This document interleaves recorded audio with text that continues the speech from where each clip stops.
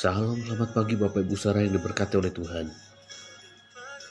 Saya senang menyapa Bapak Ibu Saudara serta senang berbagi firman Tuhan dengan tema Hargai Hamba Tuhan.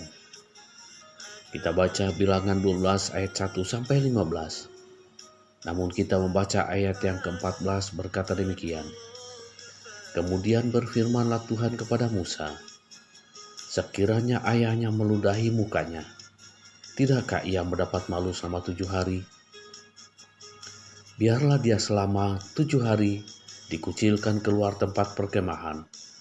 Kemudian bolehlah ia diterima kembali.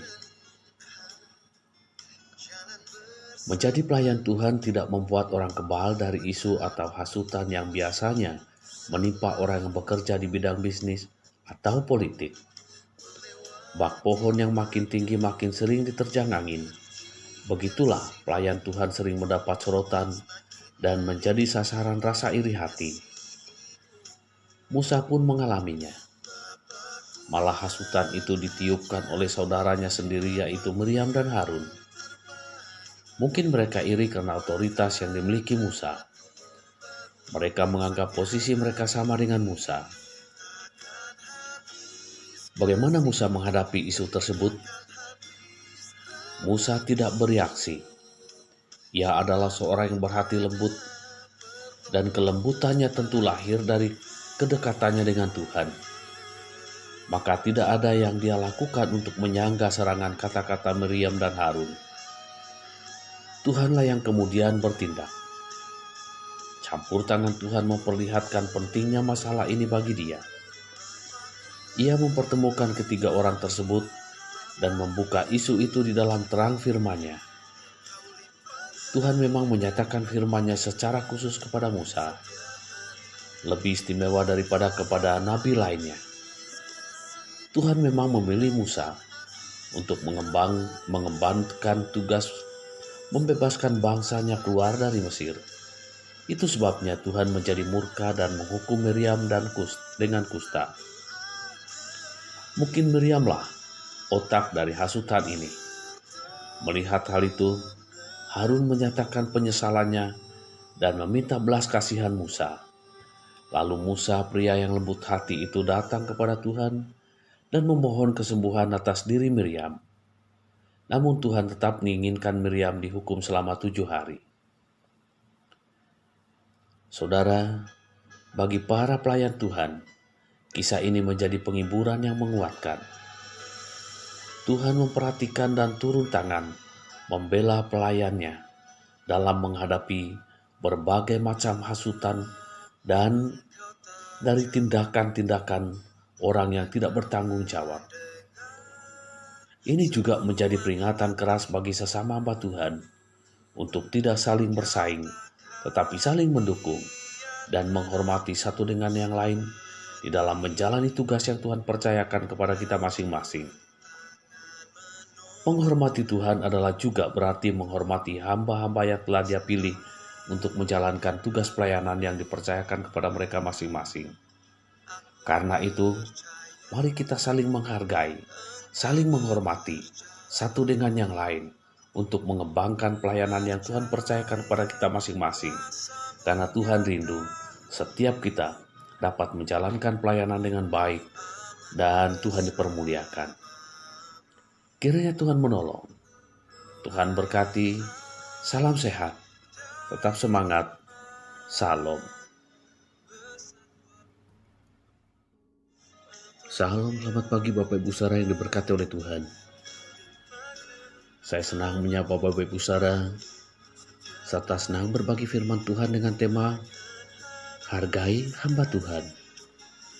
Kita baca Bilangan 12 ayat 1 sampai 15. Namun kita membaca ayat yang ke-14 berkata demikian. Kemudian berfirmanlah Tuhan kepada Musa, sekiranya ayahnya meludahi mukanya, tidakkah ia mendapat malu selama 7 hari? Biarlah dia selama 7 hari dikucilkan keluar tempat perkemahan. Kemudian bolehlah ia diterima kembali.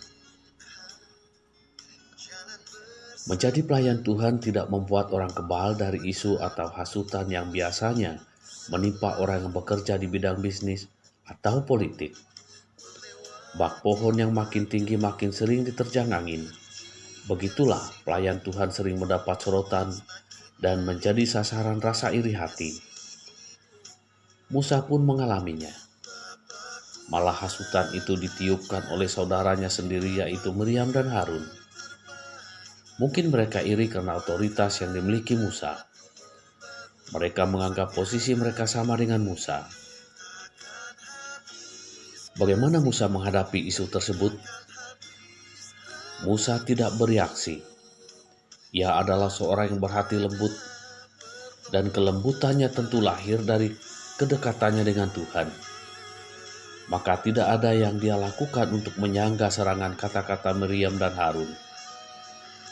Tuhanlah yang kemudian bertindak. Campur tangan Tuhan memperlihatkan pentingnya masalah ini bagi dia. Ia mempertemukan ketiga orang tersebut dan membuka isu itu di dalam terang firman-Nya. Tuhan memang menyatakan firman-Nya secara khusus kepada Musa, lebih istimewa daripada kepada nabi lainnya. Tuhan memang memilih Musa untuk mengembangkan tugas membebaskan bangsanya keluar dari Mesir. Itu sebabnya Tuhan menjadi murka dan menghukum Miriam dengan kusta. Mungkin Miriamlah otak dari hasutan ini. Melihat hal itu, Harun menyatakan penyesalannya dan meminta belas kasihan Musa. Lalu Musa, pria yang lembut hati itu, datang kepada Tuhan dan memohon kesembuhan atas diri Miriam. Namun Tuhan tetap menginginkan Miriam dihukum selama 7 hari. Saudara, bagi para pelayan Tuhan, kisah ini menjadi penghiburan yang menguatkan. Tuhan memperhatikan dan turun tangan membela pelayannya dalam menghadapi berbagai macam hasutan dan dari tindakan-tindakan orang yang tidak bertanggung jawab. Ini juga menjadi peringatan keras bagi sesama hamba Tuhan untuk tidak saling bersaing, tetapi saling mendukung dan menghormati satu dengan yang lain di dalam menjalani tugas yang Tuhan percayakan kepada kita masing-masing.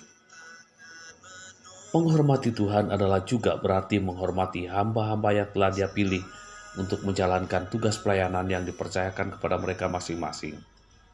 Karena itu, mari kita saling menghargai, saling menghormati satu dengan yang lain untuk mengembangkan pelayanan yang Tuhan percayakan kepada kita masing-masing.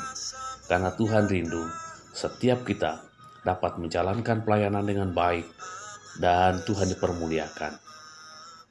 Kiranya Tuhan menolong. Tuhan berkati. Salam sehat. Tetap semangat. Salam. Salam, selamat pagi Bapak Ibu Saudara yang diberkati oleh Tuhan. Saya senang menyapa Bapak Ibu Saudara serta senang berbagi firman Tuhan dengan tema Hargai Hamba Tuhan. Kita baca Bilangan 12 ayat 1 sampai 15. Namun kita membaca ayat yang ke-14 berkata demikian.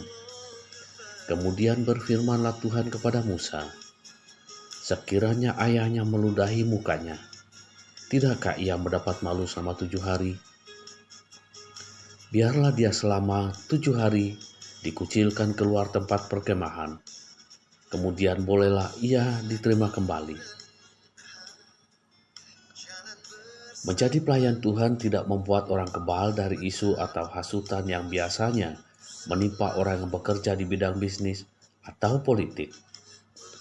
Bak pohon yang makin tinggi makin sering diterjang angin. Begitulah pelayan Tuhan sering mendapat sorotan dan menjadi sasaran rasa iri hati. Musa pun mengalaminya. Malah hasutan itu ditiupkan oleh saudaranya sendiri, yaitu Miriam dan Harun. Mungkin mereka iri karena otoritas yang dimiliki Musa. Mereka menganggap posisi mereka sama dengan Musa. Bagaimana Musa menghadapi isu tersebut? Musa tidak bereaksi. Ia adalah seorang yang berhati lembut, dan kelembutannya tentu lahir dari kedekatannya dengan Tuhan. maka tidak ada yang dia lakukan untuk menyangga serangan kata-kata Miriam dan Harun. Tuhanlah yang kemudian bertindak. Campur tangan Tuhan memperlihatkan pentingnya masalah ini bagi dia. Ia mempertemukan ketiga orang tersebut dan membuka isu itu di dalam terang firman-Nya. Tuhan memang menyatakan firman-Nya secara khusus kepada Musa, lebih istimewa daripada kepada nabi lainnya.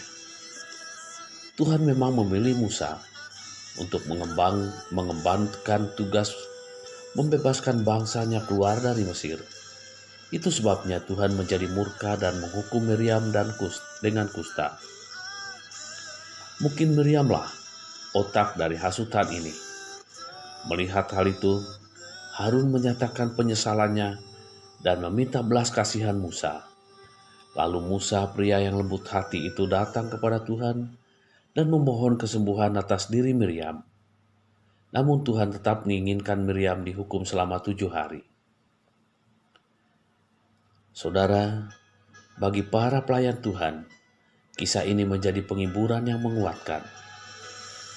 Tuhan memperhatikan dan turun tangan membela pelayan.